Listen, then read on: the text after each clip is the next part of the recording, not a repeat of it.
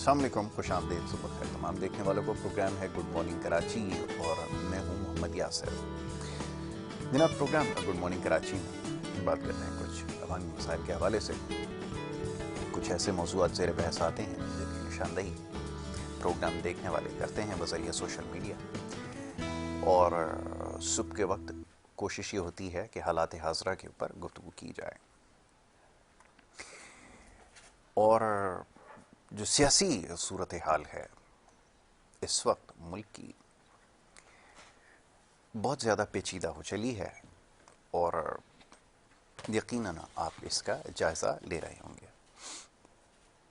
गुज़िश्ता रोज़ क्योंकि छुट्टी का दिन ख्याल किया जाता है, ऐसा समझा जाता है कि छुट्टी है,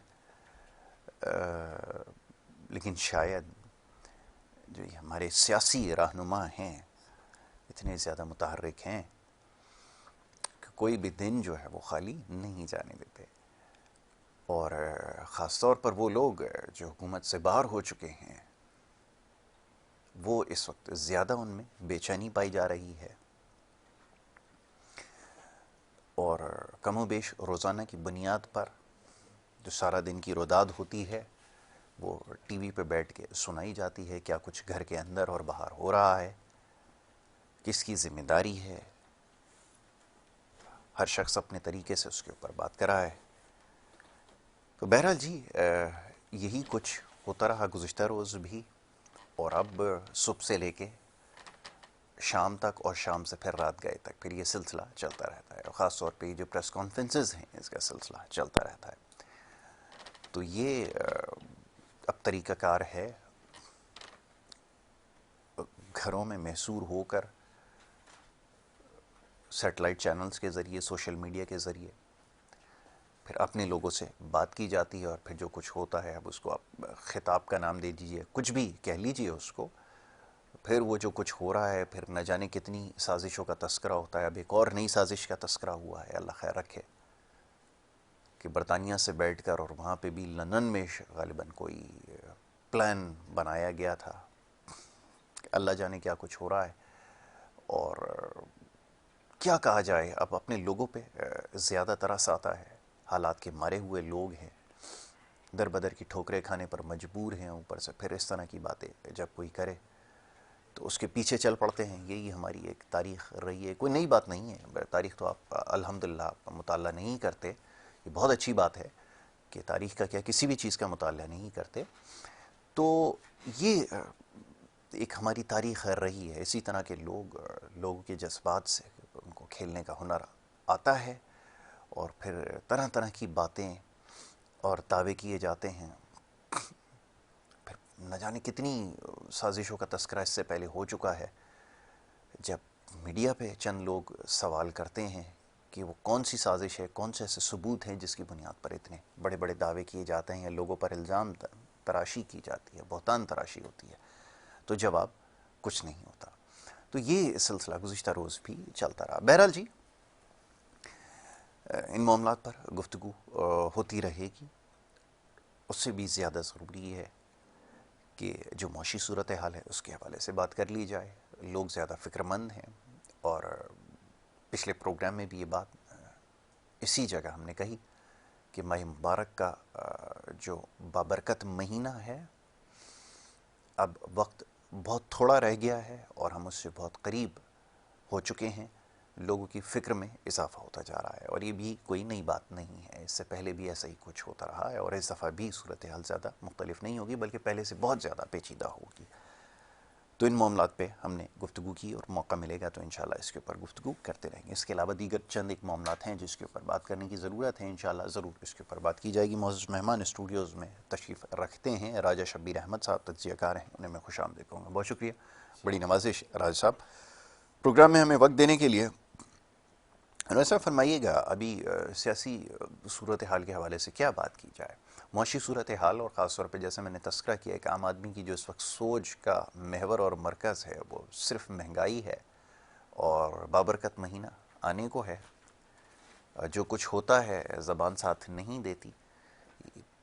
हमारे लोग तो मैं इनको नहीं कहता, इसी हुजूम में मौजूद लोग हैं जो ये सब कुछ कर रहे हैं।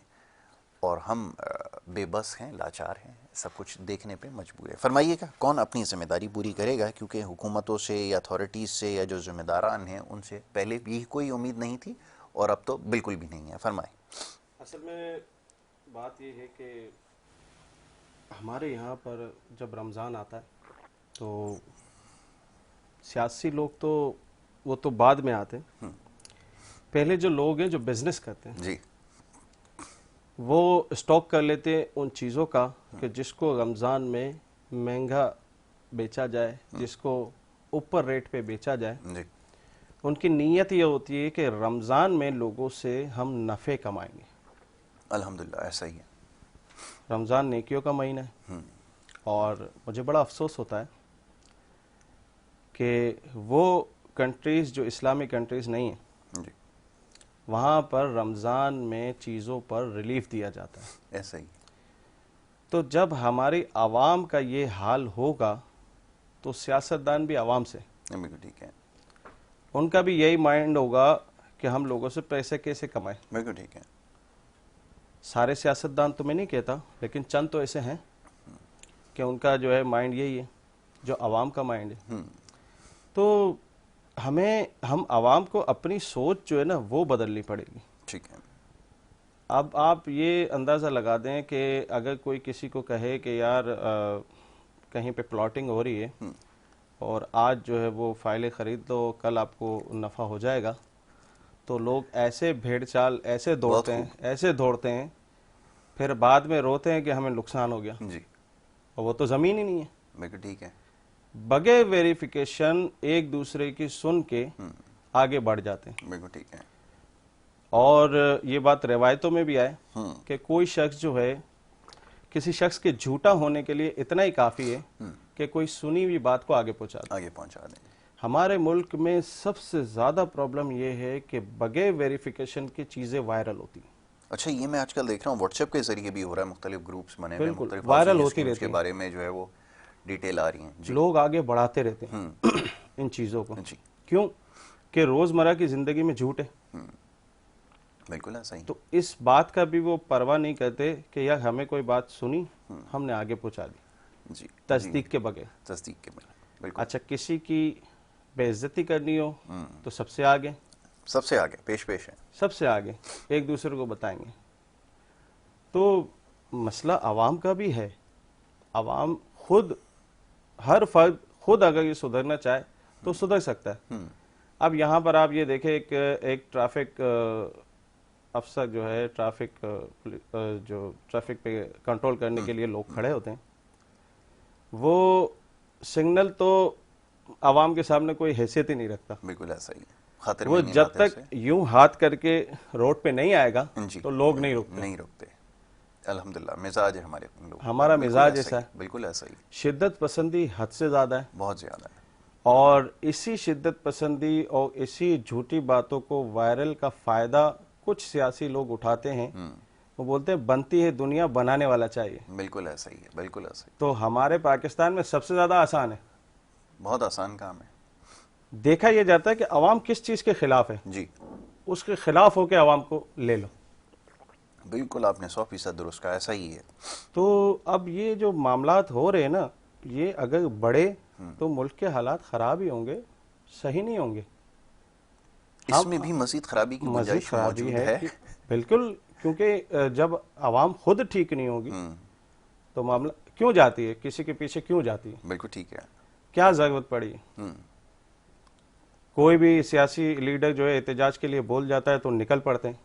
नहीं, मैं अजीब हैरान इस बात पर होता हूँ कि अजीब इत्तेफाक ये है कि एक शख्स महज अपने इक़्तिदार के लिए इधर से उधर भाग रहा है और वो कोशिश कर रहा है, जिद्दोजहद कर रहा है, और ये जो सारे सुहाने ख्वाब आज दिखाए जा रहे हैं, 3 साल पहले हुकूमत हाथ में थी, कुछ करने के लिए तैयार नहीं थे। रोज़ सवाल हो रहा था मीडिया के ऊपर, खुदारा जाग जाओ, कोई काम कर लो, कि मुझे पता नहीं है, कीमतें बढ़ रही हैं, बेगम टीवी देखकर बताती है तो मुझे अंदाज़ा होता है। ये हाल था ऐसे लोगों के लिए दोबारा सड़कों पर है। अकाउंटेबिलिटी शुरू से आखिर तक अब तक हमारे मुल्क में नहीं है। कोई फिक्स प्राइस किसी चीज़ का नहीं है, बिल्कुल ऐसा ही। सबके प्राइस मर्जी के हैं। और अगर डॉलर, मैं आपको एक बताऊं कि जो मुल्क जो है डिफ़ॉल्ट हो जाते हैं वहाँ कौन सी करेंसी चलती है? डॉलर। ठीक है। अब एक शख्स था जिसकी 20,000 रुपये तनख्वाह थी। अगर डॉलर में कन्वर्ट करते हैं तो उस वक्त डॉलर आज से 3-4 साल पहले 100 रुपये, 125 रुपये का रेट था। उसकी तनख्वाह आज भी 20,000 है, यानी देखा जाए तो उसको टोटल 7,500 मिल रहे हैं। ठीक। तो कहां से अपना बजट पूरा करेगा?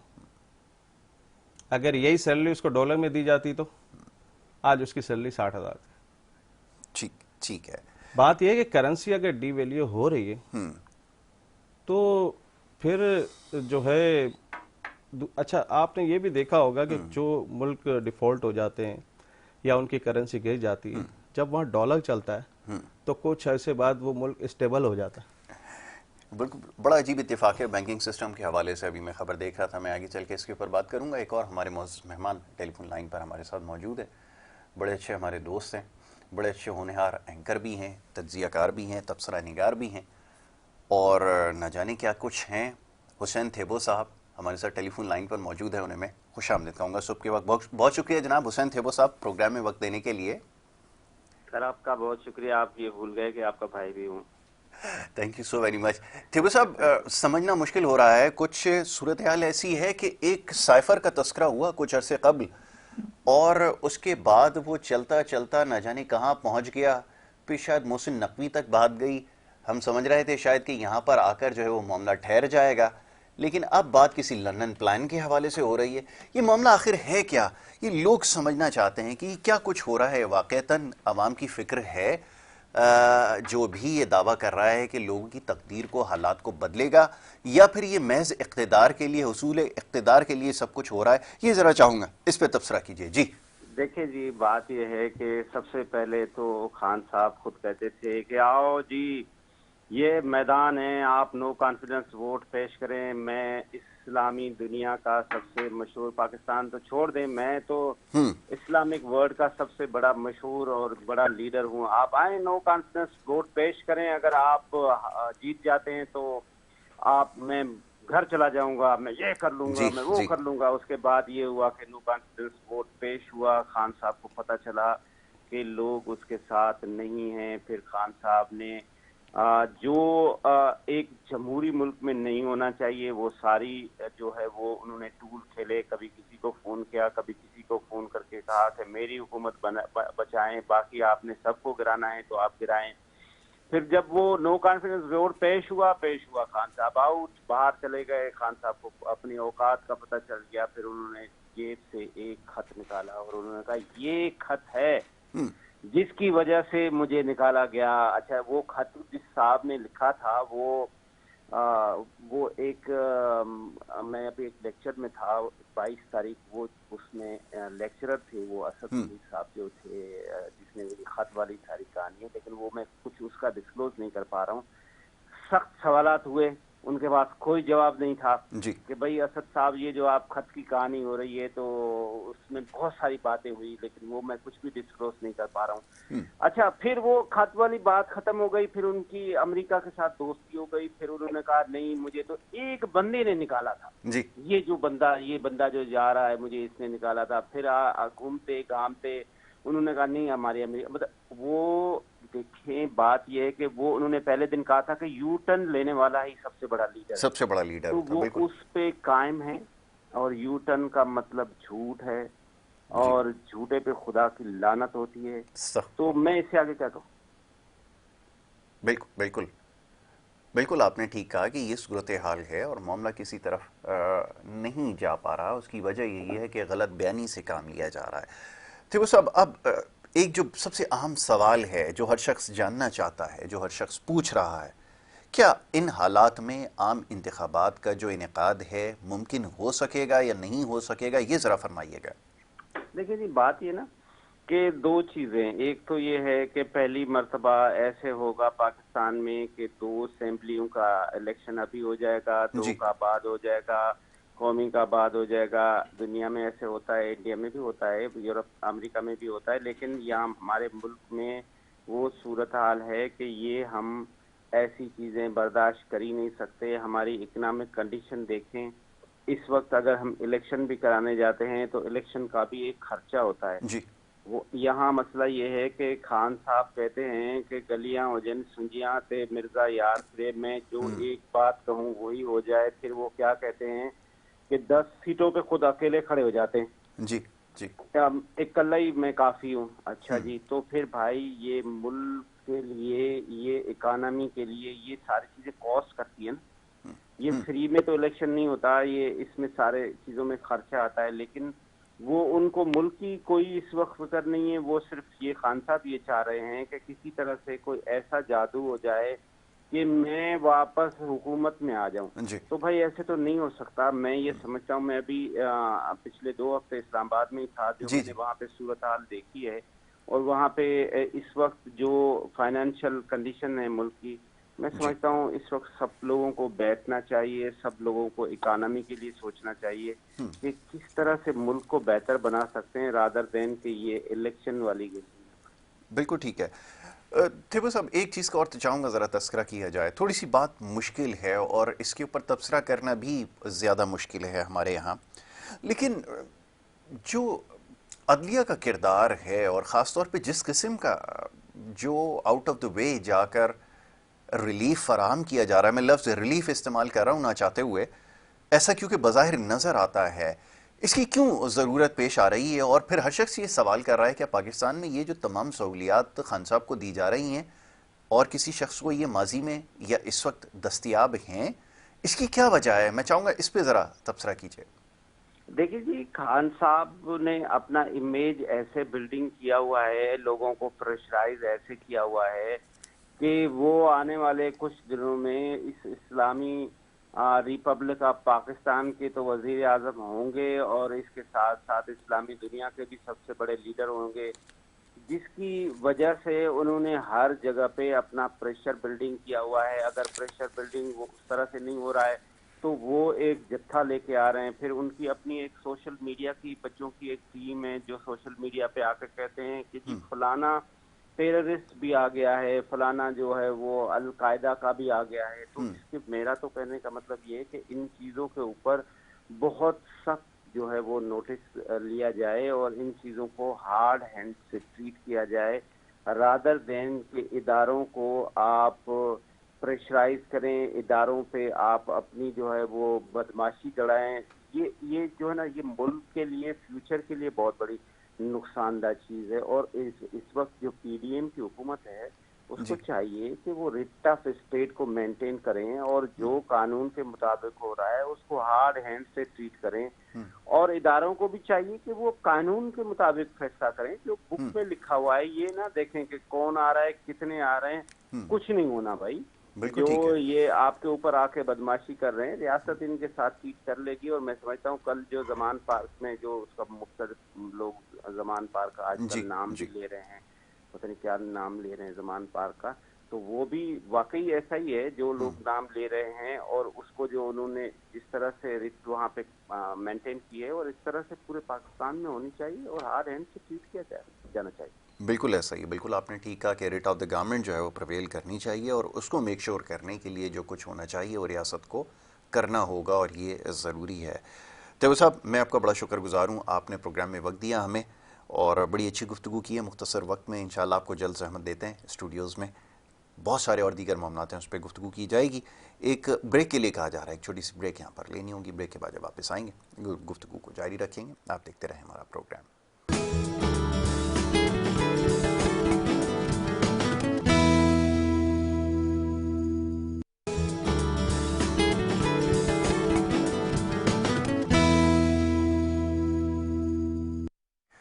प्रोग्राम में आपको एक दफ़ा फिर खुशामदीद कहेंगे। ब्रेक पे जाने से पहले गुफ्तगू का सिलसिला जारी था।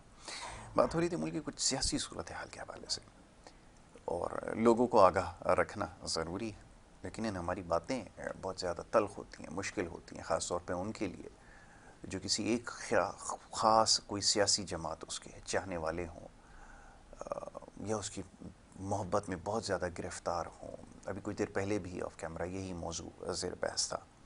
तो बहरहाल क्या कुछ होता रहा ये याद दिलाते रहेंगे आपको अपने प्रोग्राम्स के ज़रिए। इसलिए हमारी बातें शायद बहुत सारे लोगों को पसंद नहीं भी आती, कि जो कुछ होता रहा गुज़िश्ता 3 सालों के अंदर, ये भी आपको याद दिलाते रहेंगे क्या सूरत हाल थी और किस संगीन मामलात से मुल्क जो है वो दो चार था और इसकी ज़िम्मेदारी किसके ऊपर आयद होती है, ये भी आपको बताते रहेंगे। राजा शबीर अहमद साहब तशरीफ़ फरमा, उनसे भी कुछ देर पहले मामलात पर गुफ्तगू हो रही थी हालात हाज़रा के हवाले से। जी, अब ये फरमाइएगा कि सियासी मामलात ये सब अपनी जगह हैं, लेकिन जो मौशी मामलात हैं बहुत ज़्यादा पेचीदा हो चुके हैं और सूरत हाल जो है वो कंट्रोल में नहीं आ पा रही। उसकी एक बड़ी वजह ये होती है कि जब हम सारी वजूहात को एक तरफ करते हैं, जब मुल्क में सियासी अदम इस्तेहकाम होता है तो एक एक करके तमाम चीज़ें खुद ब खुद हाथ से निकलती चली जाती हैं। तो ये एक बहुत बड़ा मसला है।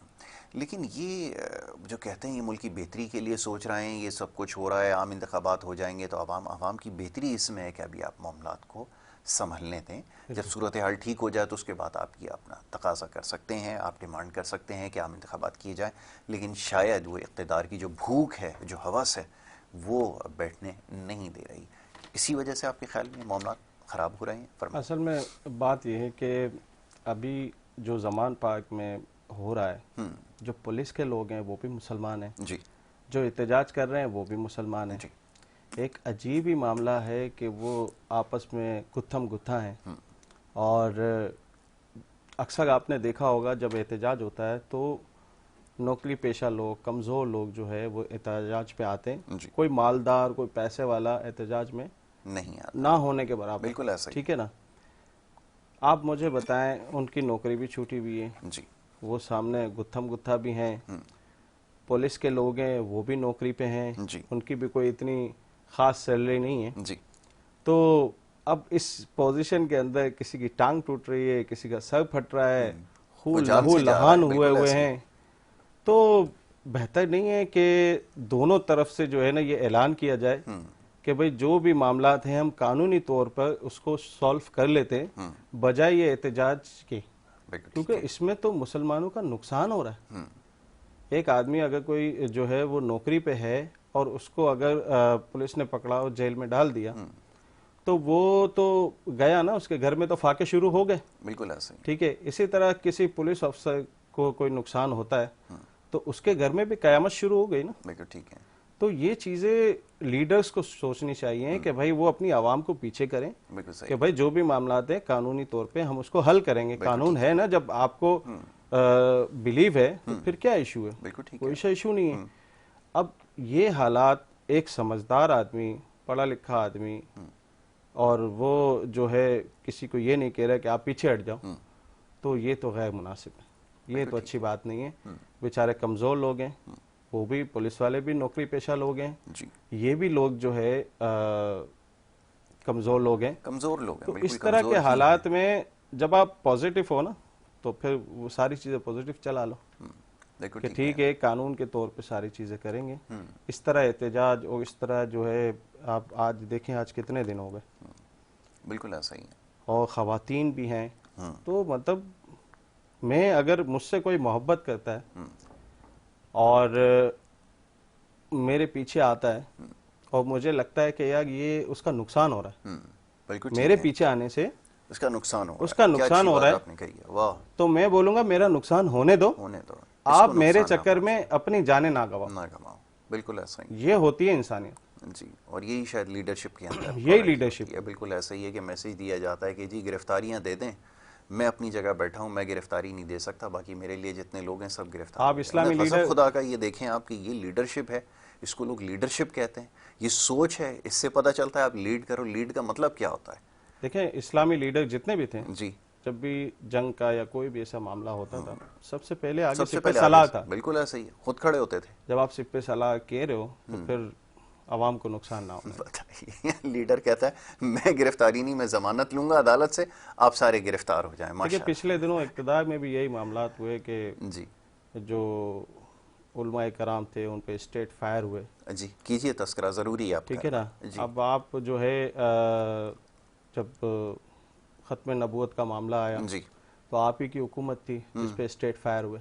बिल्कुल, लोगों पे स्टेट फायर हुए। दिन फरमा रहे थे मैंने कभी गोली का इस्तेमाल नहीं किया, कभी किसका नहीं किया। क्या कुछ होता रहा खैबर पख्तूनख्वा में 12 रबीउल अव्वल के जुलूस के ऊपर, क्या कुछ हुआ नहीं हुआ। तो फारूक आजम रज़ियल्लाहु ताला अन्हु वो कहते थे कि अगर मेरे इक़्तिदार में जी अगर कोई जानवर भी भूखा है तो इसकी जिम्मेदारी मेरे पे। बिल्कुल ऐसा ही है। तो वो खिलाने नहीं जाते थे, उनके लोग थे, बिल्कुल ठीक है। आपके भी लोग थे ना बिल्कुल जो ऐसा ही रोक है। रहे थे, और जो है सामने जो है ऑर्डर दिया था कि इनको आगे ना बढ़ने दो। तो वो तो मेरे ख्याल में उनका कोई सियासी मामला तो नहीं था, वो तो मोहब्बत रसूल के लिए आए हुए थे। बिल्कुल ऐसा ही है। तो किसकी मोहब्बत ज़्यादा अजीज़ है? आप बताइए। हमारे जो रसूलुल्लाह सल्लल्लाहु अलैहि वसल्लम है वो हमारे आइडियल है, बिल्कुल ऐसा ही है। और उनको अगर हम पूरा फॉलो करेंगे जी। तो मैं नहीं समझता कि कहीं एहतजाज होगा, कहीं मामलात ख़राब होंगे, कहीं मसाइल होंगे। बिल्कुल ठीक है। अदब तो आपका बहुत अच्छा है। मस्जिद नबवी में जाने से पहले मदीना शरीफ की ज़मीन पे उतरते आपके शूज़ उतर जाते हैं और नंगे पैर आप जाते हैं, तो वो फिर इज़हार यहाँ क्यों नहीं आया? कमाल है, हम भी हैरान होते हैं इस बात के ऊपर। तो ये मतलब एज ए लीडर बहुत अच्छे हैं, ठीक है, नहीं, लेकिन ऐसे यहाँ लीडर जो भी बहुत अच्छे नहीं है, ये तो मैं नहीं मैं आपसे खुला इख्तिलाफ मकसद करूंगा। कहने, ठीक है, अगर आवाम देखें, बात ये अक्सरियत की राय है ना कि ठीक है अच्छे हैं, ओके, लेकिन ये जो चीजें हो रही हैं तो सामने एविडेंस है ना। नहीं, ये तो मैं लोगों को रोके उनके ना। मानने वालों से पूछता हूँ कि वो जो उनको मानते हैं वो इस चीज़ का जवाब दें जिन चीज़ों की निशानदेही यहाँ की जा रही है। सुबह से लेकर सोशल मीडिया के ऊपर तूफान बदतमीज़ी एक मचा के रखा हुआ है, वो फ़ौज के ख़िलाफ़ नारे लगा रहे हैं। अमेरिका के अंदर खड़े होकर जो कुछ हुआ है गुज़िश्ता रोज़ सोशल मीडिया के ऊपर सबने देखा, लोगों को पकड़ पकड़ के लाया गया मुख्तलिफ़ रियासतों से, देखिए और लाकर वहाँ पर जमा कर रहे हैं। देखिए तो ये कौन सी सियासत कर रहे हैं ये? दो राय है ना, जी। 3.5 साल इनकी हुकूमत रही, ठीक है, उसमें 2, 3, 4 काम हुए। एक, इस्लामाबाद में ज़बरदस्ती मंदिर बनाया गया। बताइए। ख़त्म नबूवत के मामले में जो है वो ताकत का इस्तेमाल किया ताकत गया। का इस्तेमाल हुआ। तो जो असल जो चीज़ थी करप्शन, जिसको ख़त्म करना था, वो और बढ़ाकर चले गए थे। वो करप्शन ख़त्म नहीं हुई, जी। और वो आज भी जो है ना हम उसका सामना है। जी। बात ये थी कि आते ही जब इक़्तिदार में लूँगा तो सबसे पहले करप्शन का खात्मा करूँगा, जी। तो उस पर फोकस हुआ ही नहीं। बिल्कुल नहीं था। आज भी आप देख लें किस इदारे में करप्शन ख़त्म हो गया, बिल्कुल ठीक है। वही हाल है। मैं पिछले दिनों जो है वो केडीए में गया, जी। तो आज भी वहाँ पर कोई ऐसा काउंटर नहीं बना कि आपको अगर कोई काम हो तो आप उस काउंटर से पूछे, वो काउंटर वाला आपको उस बंदे के पास भेजेगा। तो यही होता है कि यार वो काम उसके पास है, ये काम उसके पास है, कोई अपनी जिम्मेदारी कबूल नहीं करता। नहीं करेगा। तो ये मामला जो है ना, आप किसी भी इदारे में चले जाएं, चाहे आप एसबीसी में चले जाएं, कहीं पे भी चले जाएं, तो यहाँ पर यही मामलात है कि बगैर ले दिए आपका कोई काम नहीं होता। बिल्कुल ऐसा ही। ठीक है ना, सिस्टम ऐसा बना हुआ है। बिल्कुल ठीक है। तो मतलब आपने उस वक्त इस करप्शन को अगर आप रोक लेते तो ये चीज़ें नहीं होती ना। 3.5 साल भी कम टाइम तो नहीं था ना। बहुत टाइम होता है। नहीं, मैं तो इस बात पे हैरान होता हूँ कि शहर कराची के अंदर, क्योंकि हम रहने वाले हैं यहाँ के, और यहाँ पर बड़ी भरपूर कैंपेन चलाई गई थी। आपको याद होगा, वज़ीर आज़म कराची से होगा तो ना जाने क्या कुछ कर देंगे, ऐसा कर देंगे, वैसा कर देंगे। वो वज़ीर आज़म बनने के बाद कराची भेजे गए, 7 घंटे के लिए वो टोटल आए यहाँ पर, भेजे गए वो यहाँ पर, और वो आने के लिए तैयार भी नहीं थे। कराची यहाँ पर आपके सामने जो गुज़िश्ता बारिशों में हुआ, वो यहाँ पर आए, ऐलान करके चले गए 1100 अरब रुपए मैं दूंगा। उससे पहले पता नहीं 162 अरब रुपए और कितने पैसों की वो बात करते रहे, वो ऐलान करके जाते रहे। इस्लामाबाद से ही ऐलान करते थे। एक दफ़ा वो शायद यहाँ पर थे जब 1100 अरब रुपए का ऐलान किया गया। कान को खुश करने में क्या होता है? तो वो बादशाह के सामने कोई पेश हुआ, वो गाना सुनाता जा रहा था, बादशाह खुश होकर जो है वो उसको इनामात नवाज रहा था, और इनामात से वही कराची वालों के साथ हो रहा था। कहने लगा भाई लेने देने की तो बात नहीं है, तो सिर्फ कानों को खुश करने का मामला है। कुरान की आयत है जिसका मफहूम है कि ए ईमान वालों क्यों कहते हो वो जो करते नहीं। वो तो मौसूफ का फलसफा ये है कि जो झूठ बोलता है, यानी कि जो यू टर्न लेता है, झूठ बोलना भी थे वो साहब ने कहा कि झूठ बोलना उनकी नज़र में जो बड़े लीडर की पहचान है, उसकी निशानी होती है जो झूठ बोले अपनी कौम से। देखिए, कौम नहीं समझ पा रही, असल मसला ये जी। आवाम देख रही है, सुन रही है, लेकिन उनको 2-3 चीज़ें जो है ना वो बड़ी अट्रैक्ट कर रही हैं आवाम को। एक तो ये कि हम क्या गुलाम हैं, वो अट्रैक्ट कर गई ना। अब तो वो काफ़ी जो है ना चीज़, क्योंकि जाहिर सी बात है कि हमारी अक्सरियत आवाम को देखा जाता है अमेरिका के ख़िलाफ़ है, ठीक है ना। तो अगर अमेरिका के हम खिलाफ हैं, अगर हम यूरोप के खिलाफ हैं, जी तो आज इस बात को तय कर लें कि हम उनकी कोई भी प्रोडक्ट इस्तेमाल नहीं करेंगे। जी ये है प्रैक्टिकल, ये आवाम कर सकती है तो कर ले। नहीं, मुझे वो वक्त याद आता है कि जब फ्रांस के सफ़ीर को भेजने का मामला हुआ तो ये सबसे पहले खड़े हुए थे टीवी पर आकर बैठ कर, ये लंबी लंबी दलीलें दे रहे थे कि हम ये ऐसा नहीं कर सकते, उसको नाराज़ नहीं कर मजबूर सकते, और हैं। ये नहीं, ये उस वक्त क्या गुलामी कर रहे थे, ये क्या कर रहे थे, ये उस वक्त दलीलें दे रहे थे, सफाइयाँ यहाँ पर पेश कर मुझे रहे एक थे जब वाकया इनसे याद सवाल आता किया है, जा रहा इससे था। एक वाकया याद जी आता जी है। सर। एक शख्स बड़ा ही ईमान का दावा करता था। जी उसने देखा कि लोग जो है दरख्त की पूजा कर रहे हैं। उसने कुलाड़ा उठाया और बोला मैं दरख्त काट दूं। बिल्कुल ऐसा ही है। बीच में उसको मिलता है शैतान, और उसकी और शैतान की झड़प होती है। जी वो शैतान पे हावी हो जाता है, और शैतान फिर उसको नई पॉलिसी देता है। जो पॉलिसी दी गई कि आप ये गुनाह का काम रोकने जा रहे हो, मैं आपको एक ऐसा काम बताऊं जिसमें सवाब ज़्यादा है। जी बोला वो क्या? बोला आप जो रोज़ रात को सोओगे तो आपके तकिए के नीचे 2 दीनार होंगे, एक आपको खैरात करना है और एक आपको अपने दूसरे कामों में लेना है। बिल्कुल ठीक है। तो वो उसकी बातों में आ जाता है आ जाता है, बिल्कुल कि ठीक। भाई आप इन चीज़ों को रोको, हम इमदाद देंगे। बिल्कुल ठीक है, बहुत खूब जी। ये किस्सा मुख्तसर ऐसा ही। फिर वो शख्स जो है 3-4 दिन उसको दीनार मिलता है, उसके बाद दीनार नहीं बंद हो जाता है। बिल्कुल ठीक है। वो फिर कुलाड़ा उठाता है, फिर जाता है, फिर शैतान उस पर हावी हो जाता है। मतलब पहले तो ईमान की ताकत थी, बिल्कुल ठीक है। अब कोई और मकसद है। अब कोई और मकसद है, ऐसा ही है। बिल्कुल ठीक है, आपने कहा ऐसा तो ही कुछ है। अगर आप देखो ना, अगर आप किसी चीज़ को मुल्क में रोकते हो, आपके ईमान से बढ़ के कुछ नहीं है। बिल्कुल ठीक है। ईमान से बढ़ के कुछ भी नहीं है। और आप देखते हैं जहाँ ईमान की बात है ना, वहाँ कंप्रोमाइज़ करना ही नहीं है। चाहे आपको कोई बोले कि यार इस तरह मुल्क में जो है ये मसले, देखो आज आप पुरानी हिस्ट्री में चले जाओ तो इस्लामी लोग जो थे और जो नेक लोग थे, परहेजगार थे, किसके पास माल था? माल से तो डरते थे वो। जी बिल्कुल ऐसा ही। हम माल आने की खातिर हम अपना ईमान तो नहीं बेच सकते। बिल्कुल ठीक है। तो इस पे जो कंप्रोमाइज हुए ना, ये आज सामने आ रहे हैं। बिल्कुल ऐसा ही है, आपने बिल्कुल ठीक है। खत्म नबूवत पे जो कंप्रोमाइज हुआ, या फिर जो है मंदिर बनाने पे कंप्रोमाइज हुआ, और बहुत या सारे फिर फ्रांस के compromises होते सफ़ीर रहे। पे जो कंप्रोमाइज हुआ, जी। वो चीज़ें अब सामने अट्रैक्ट कर रही हैं। अच्छा, हैरानकुन बात यह कि ये सारी उस वक्त निशानदेही की जा रही थी क्योंकि वक्त बड़ा बेरहम है। अच्छा, तारीख से तो इनका कोई वास्ता है नहीं, और शायद मुताला भी उन्हीं चीज़ों का करते होंगे जो अपने मफादात की हैं या अपने जिनको ये आइडलाइज करते हैं। हकीकतन तो कोई चीज़ नहीं पड़ी होगी तो उनको अंदाज़ा हो जाता कि अगर जिन्होंने भी ये रास्ता इख्तियार किया, उनका इख्तियार बहुत थोड़े अरसे के लिए आया, हकीकत है। बहुत थोड़े अरसे के लिए आया, हकीकत जिन्होंने है। मुफाहमतें करते रहे, जो इन मामलात पर चलते रहे। ये अक्सर एक नाम लेते हैं, तारीख़ का तो मुताला इन्होंने नहीं किया होगा, मीर जाफ़र और मीर सादिक का। उसके बाद क्या हुआ जब उनके हाथ में निज़ामत गई सुल्तान टीपू शहीद के बाद, तो उसका नतीजा क्या निकला था, कितना भयानक अंजाम हुआ था। खैर तारीख़ का मुताला इनको बताना तो खैर ज़रूरी नहीं है क्योंकि इनके चाहने वाले भी ऐसे ही हैं, ना कभी उन्होंने पढ़ा ना मामलात को समझने की कोशिश नहीं, की। चाहने वाले देखें, इकोनॉमी के हवाले से जो है ना, चाहने वाले चाहें, मतलब जो इमरान खान को लाइक करते हैं, ठीक है, उनमें उसमें कुछ देखा होगा तो उसको लाइक करते हैं, अग्री इस बात पे, बिल्कुल ठीक है। लेकिन ईमान के मामले में कंप्रोमाइज आवाम क्यों कर रही क्यों है? कर रही है, पूछें। ये क्यों कर रही है?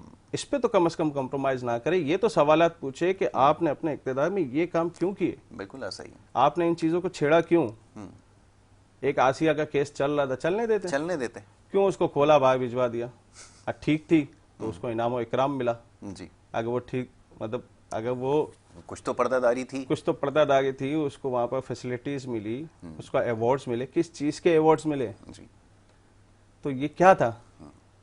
तो ये ईमान पे कंप्रोमाइज नहीं होना चाहिए।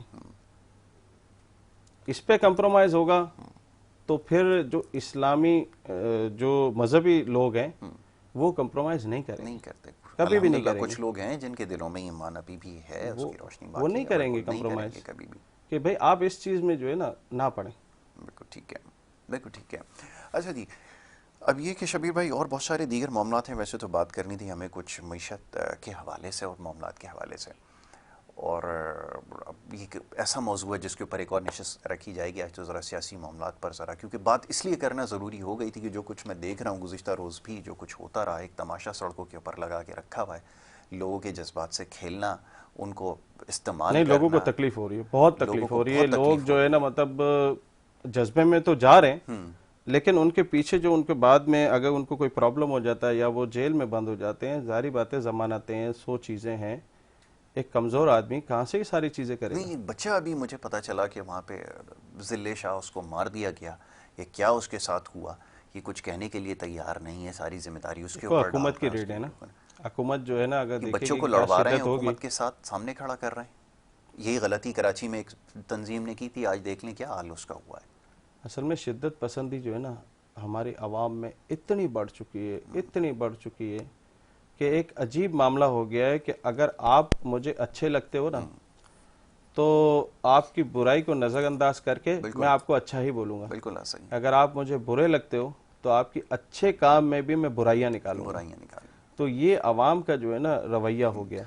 अच्छा, क्योंकि इसकी वजह ये समझ में आती है कि ज़्यादा तालीमी याफ्ता लोग भी नहीं हैं, जिनके तालीम जिनके पास शायद है भी, जिनके पास रसीदें मौजूद हैं, उनके पास भी ना तरबियत है ना शऊर और किसी हवाले से है, तो वो अंधी तकलीद में लगे हुए हैं। जब ये सवाल की जाती है, बहुत सारी बातें आजकल के बच्चों को समझाने की कोशिश करता हूँ, तो बड़ा अजीब सा एक रिएक्शन आता है कि ज़ाहिर है ना इल्म है, ना तारीख़ का मुतालिया है, ना कुछ पढ़ा, ना वो, तो इनको देख कर इनकी मीठी मीठी बातों में वो आ गए हैं जो इन्होंने बातें की हैं। अंधी तकलीफ तो है ना। मैं आपको कहूँ, आप मुझे हाथ दिखाएं, मैं आपका हाथ देखना जानता हूँ। जी, तो यहाँ पर तो अगर 100 लोगों को मैं बिठाऊं तो इसमें से 80 लोग तो तैयार हो जाएंगे। ऐसा ही है। तो तकलीफ तो है अंधी, और क्या है। आप ये देखें जितने जो जाली पीर हैं उनके जो सिस्टम चल रहे हैं, वो तकलीद, गलत तकलीद से चल रहे हैं। अकीदे से लोगों के जो है वो खेल रहा है। अब बिल्कुल आप ऐसा ही। बीच में तो मैं हैरान हो गया था कि वो शलवार वाले पीर, तो मैं तो हैरान, मतलब लोगों की सोच देखो, जी। मतलब लोग अपना मामला हल कराने के लिए किसी भी हद तक जाने के लिए जा तैयार सकते हैं। हैं। हमने थोड़े दिन पहले जो है वो एक वीडियो वायरल की, और उसका हमारा मकसद ये था कि उसको आगे बनाना था। वो ये था कि लोग सही राह पर आए, जी, मतलब जो असल जो हकीकत है इस्लाम की, जादू टोनों के हवाले से, वो सही राह पे आए। बिल्कुल ठीक है। तो वो हमने फेसबुक पे डाल दी। मुझे ऐसी कॉलें आई हैं तो मैं बड़ा हैरान हुआ। कोई कह रहा है यार मेरा फलाना रिश्तेदार है, इस पे मुझे जो है ना वो जादू करवाना है, कोई क्या कह रहा है, कोई क्या कह रहा है। तो हम तो ये समझते थे लोग फारिग का है इन चीज़ों में। बिल्कुल ठीक है। लेकिन लोग फारिग हैं, आगे हैं। बिल्कुल, बहुत फारिग हैं। कई लोगों को तो मैंने कहा ये कुफर है, क्या कर रहे हो। बिल्कुल ऐसा ही है, कुफ्र है। बिल्कुल, किसी पे जादू कराना, ये चीज़ें कराना है, कुफर है। किन चक्रों में पड़े वो। बिल्कुल ऐसा ही है। लेकिन बस वो लोगों का माइंड ही ऐसा ही बना हुआ है। तो यहाँ पर आवाम के अंदर असल में तालीम की कमी तो है, ये तो हमें पता है। जी, लेकिन तालीम याफ्ता भी फिर जो है ना गैर तालीम वालों के पीछे चल पड़ते हैं। चल पड़े हैं, और यही हुआ है। वो यही वजह आती है जिसकी वजह, अब आप थोड़ा सा आपकी, अगर आप बाहर मुल्क में आप भी गए हो, मैं भी गए, अगर किसी का एक्सीडेंट हो जाता है, गाड़ी से गाड़ी लग जाती है, तो दोनों स्टक हो जाते हैं, खड़े हो जाते हैं। बिल्कुल ऐसा ही है। पुलिस का आने का इंतजार करते हैं, वो एविडेंस देखती है कि किसकी गलती क्या है। बिल्कुल ठीक है। यहाँ कराची में किसी की गाड़ी टच हो जाए, ओए भाई क्या कर रहा है, अबे, वो गाली गलौज शुरू। बिल्कुल ऐसा ही। तो फिर ये शिद्दत तो है ना, इस शिद्दत का बड़ा फायदा उठाते हैं सियासी लोग, बिल्कुल ऐसा ही। बहुत फायदा उठाते हैं। सिर्फ एक जुमला कह देना है और आवाम पीछे चल जाए। ऐसा लगता है कि वो पहले वो चूहे निकालने वाला जो आदमी था ना, वो जी जी जी, बजाता था, वो बच्चे लेके भाग गया। बिल्कुल तो यही हुआ है, क्या वो बच्चे बाहर निकल गए। बिल्कुल ठीक है। राज साहब, मैं आपका बड़ा शुक्रगुजार हूँ, मुख्तसर वक्त में अच्छी गुफ्तगू आपने की। यकीनन बातें ऐसी हैं जो सोचने पे मजबूर करती हैं और सोचने की ज़रूरत भी है। एक ब्रेक की तरफ हमें जाना होगा और ब्रेक के बाद जो दूसरा हमारा सेगमेंट है वो जारी रहेगा। आप देखते रहिए प्रोग्राम गुड मॉर्निंग कराची।